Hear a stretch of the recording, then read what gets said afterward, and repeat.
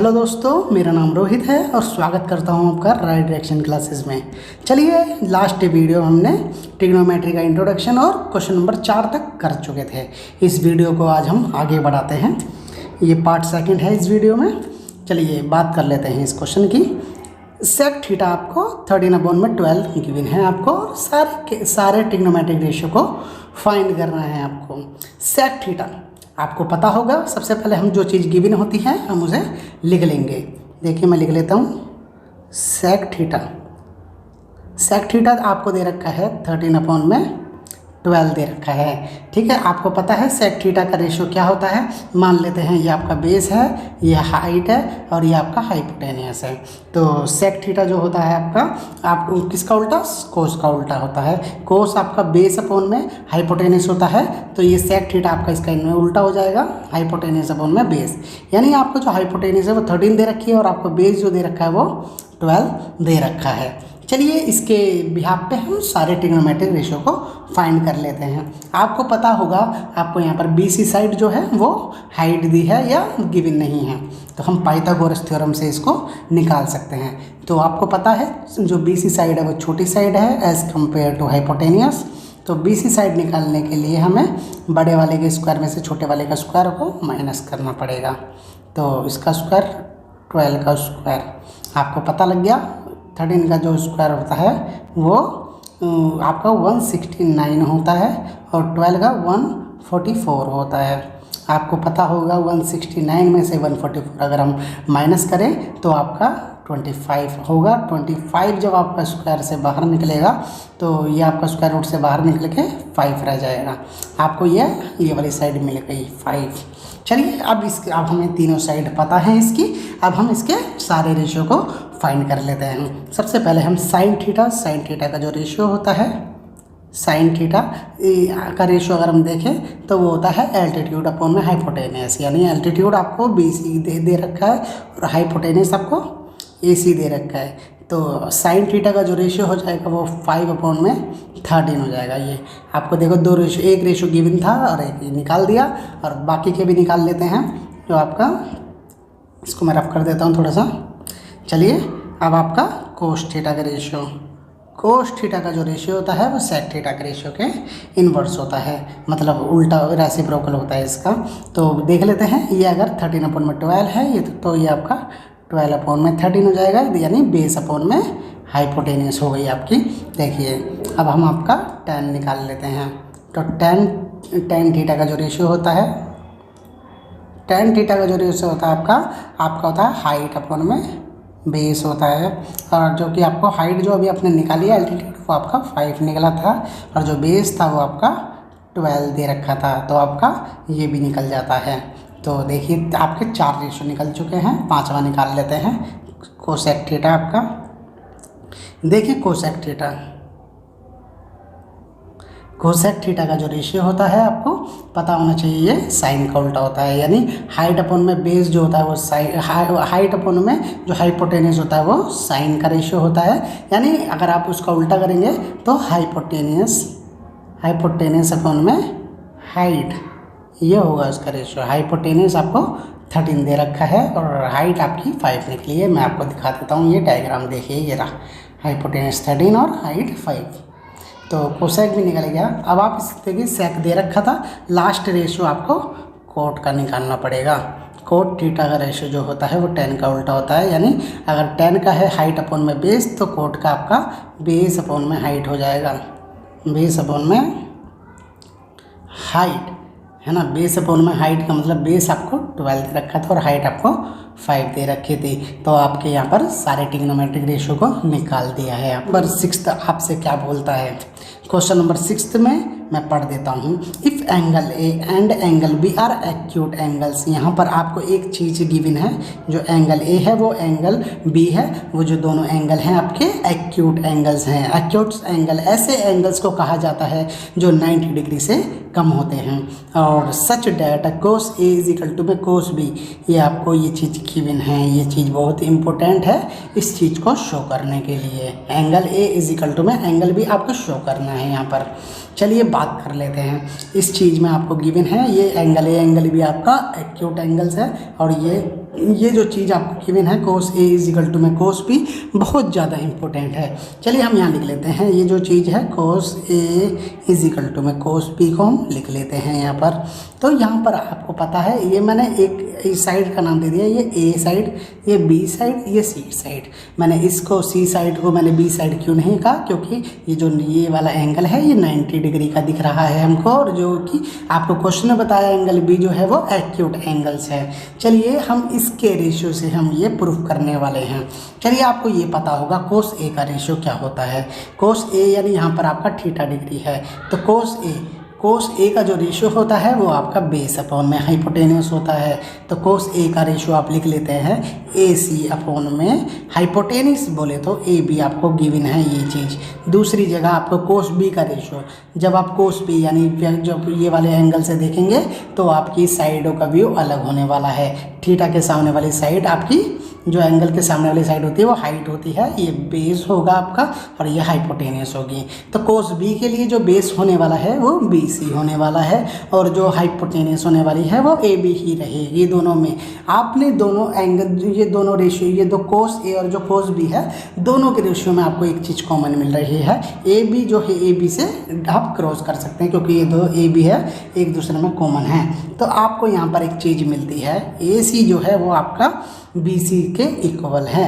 तो आपको यहाँ पर एक चीज़ जो है ये चीज़ मिली है, बहुत ज़्यादा इम्पोर्टेंट है, एंगल ए एंगल बी के बराबर लाने के लिए। वो कैसे मैं आपको समझाता हूँ। मैंने आपको ट्रायंगल्स के वो आपको एक ट्रायंगल्स की प्रॉपर्टी वाली वीडियो में मैंने समझाया है कि जो आइसोसेलेस ट्रायंगल मान लेते हैं, ये एक ट्रायंगल आइसोसेलेस ट्रायंगल है ना, ए बी सी है ना, ये 90 डिग्री में कोई बात नहीं, छोड़ देते हैं।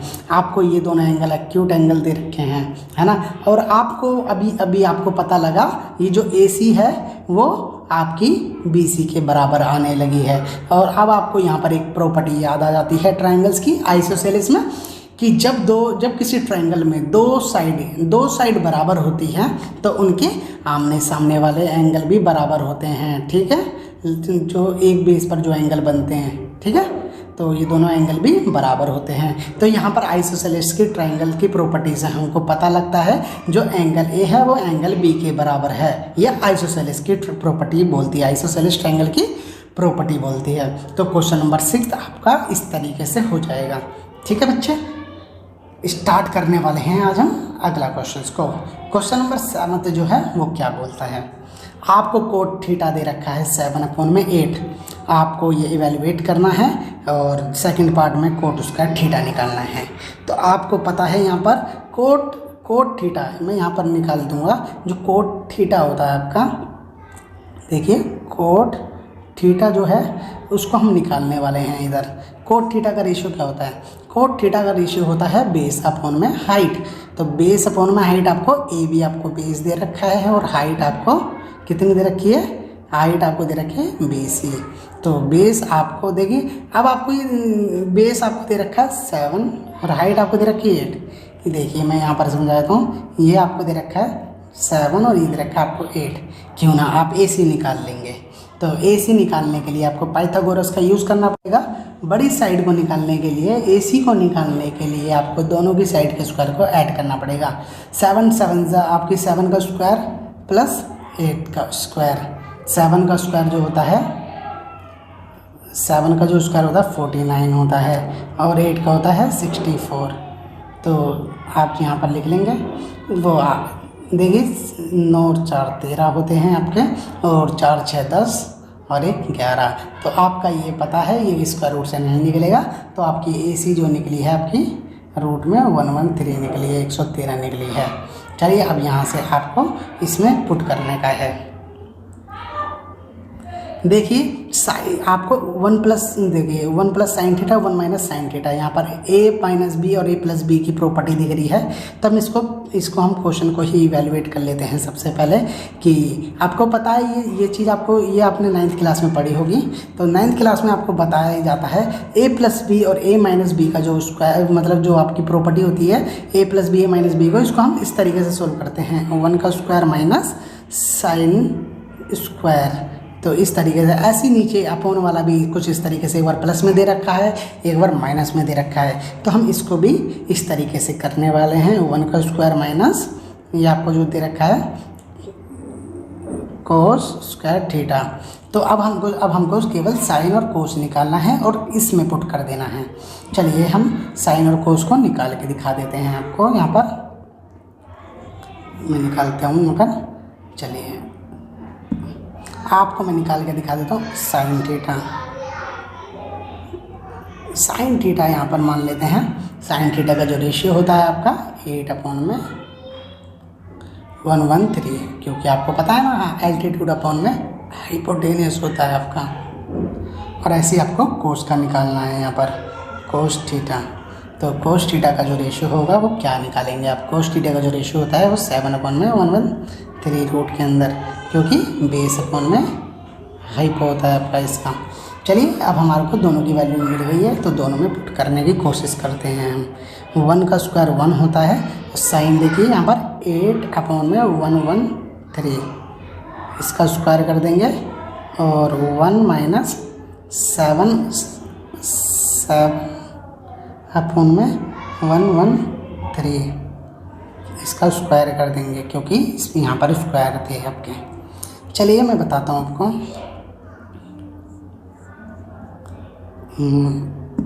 ये मैं बता देता हूँ आपको।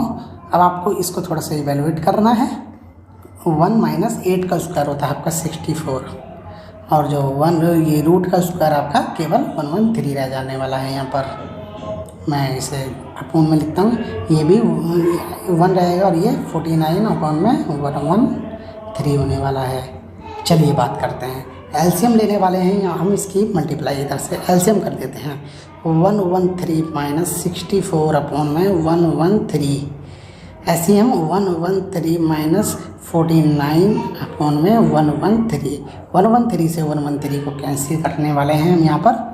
और अब 113 में से 64 को माइनस करने वाले हैं, तो आपको मिलने वाला है आपको 49, और 113 में से 49 को माइनस करने वाले तो आपको मिलता है यहाँ पर 64। देखिए माइनस कर लेंगे, ठीक है, 13 यहाँ आप माइनस कर लेंगे। 13 में से 4 गए तो आपके 9 बचे, और यहाँ 10 में से 6 गए तो 4 बचे, है ना। इस तरीके से आप माइनस कर लेना, तो आपका ये निकलता है इसका फर्स्ट पॉइंट का आंसर। ठीक है बच्चे, मैं इसको रफ करता हूँ, सेकंड पार्ट भी करा देता हूँ। आप इस वीडियो को रोक के सेकंड पार्ट खुद करिए, ठीक है। चलिए मैं सेकंड पार्ट भी समझा देता हूँ आपको। चलिए सेकंड पार्ट में क्या बोलता है ये आपसे? सेकंड पार्ट में बोलता है ये कोट स्क्वायर थीटा निकालना है। तो आपको कोट स्क्वायर थीटा जो है, एक सेकंड, ये मैं लिख देता हूँ इसको ऑफिस से, 7, 8, 8 और 113। तो चलिए कोट का जो रेशियो होता है सेकंड पार्ट में कराता हूँ, ठीक है। सेकंड पार्ट में कराता हूँ आपका। कोट का जो रेशियो होता है वो देखिए, कोट का जो रेशियो होता है कोट स्क्वायर थीटा का, कोट स्क्वायर थीटा का जो रेशियो निकालना आपको, ठीक है। चलिए बात कर लेते हैं, ठीक है। कोट स्क्वायर थीटा हम कैसे निकालने वाले हैं? कोट का थीटा, जो कोट स्क्वायर थीटा का जो रेशियो होता है आपको पता है, दे ही रखा था आपको, 7/8, इसका स्क्वायर कर देंगे। 7 7 जा 49 और 8 8 जा 64। चलिए ये आपका कुछ इस तरीके से निकल जाता है। तो दोनों पार्ट हमने इस वीडियो में सोल्व करे हैं। चलिए क्वेश्चन नंबर 8 को स्टार्ट करते हैं। क्वेश्चन नंबर 8 आपसे क्या बोलता है? क्वेश्चन नंबर 8 में आपको 3 कोट A = में 4 दे रखा है, और वेदर आपको ये चीज़ आपको प्रूव करनी है, क्या ये वाली साइड आपकी इस वाली साइड के इक्वल आ रही है या नहीं आ रही है। इसको चलिए सोल्व करते हैं। जो चीज़ आपको गिवन है उसे लिख लेते हैं। 3 कोट A = में 4 दे रखा है। अगर हम इसके स्ट्रक्चर को थोड़ा सा सुधारें तो कोट A = में 4/3 रेशियो में आ जाता है ये। चलिए कोट जो होता है आपका बेस अपॉन में हाइट होती है। तो आपको यहाँ पर देखिए एंगल A दे रखा है, एंगल A पे जो ये होता है आपका बेस होता है, बेस यानी आपको 4 दे रखा है, और हाइट जो है आपकी वो आपको 3 दे रखी है, ठीक है। हाइट जो आपको दे रखी है वो 3 दे रखी है। चलिए हमें, क्योंकि हमें यहाँ पर वो आपको कोस का और साइन का भी काम है, तो कोस और साइन भी निकालेंगे। आपको पता है कोस और साइन निकालने के लिए आपको हाइपोटेनस की ज़रूरत पड़ने वाली है। तो हाइपोटेनस निकालने वाले हैं हम। AC आपका यानी हाइपोटेनस जब भी आपको निकालना होगा तो आप दोनों की छोटी साइडों के स्क्वायर को ऐड कर देंगे। तो छोटी साइड का स्क्वायर 4 का स्क्वायर प्लस 3 का स्क्वायर। ठीक है, चलिए बात कर लेते हैं हम। चलिए 4 का जो स्क्वायर होता है 4 चौक 16 प्लस 3 तिया 9 होता है। ठीक है, तो 16 और 9 जो होते हैं आपके रूट 25 होते हैं। तो रूट 25 जब आप बाहर निकालेंगे तो वो केवल 5 रह जाएगा। चलिए हमको हाइपोटेनस निकल गई है 5। चलिए अब हम ये चीज़ निकालते हैं। तो ये क्या क्वेश्चन दे रखा है आपको, 1 माइनस 10 स्क्वायर A अपॉन में 1 प्लस 10, मतलब यहाँ पर क्वेश्चन में थोड़ा सा वो हो गई है, ये अपॉन में है।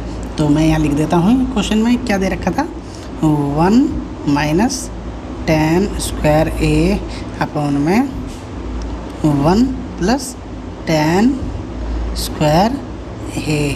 आपको प्रूफ करना है ये cos square A minus sine square है, साइन स्क्वायर A के बराबर प्रूफ करना है आपको ये चीज़।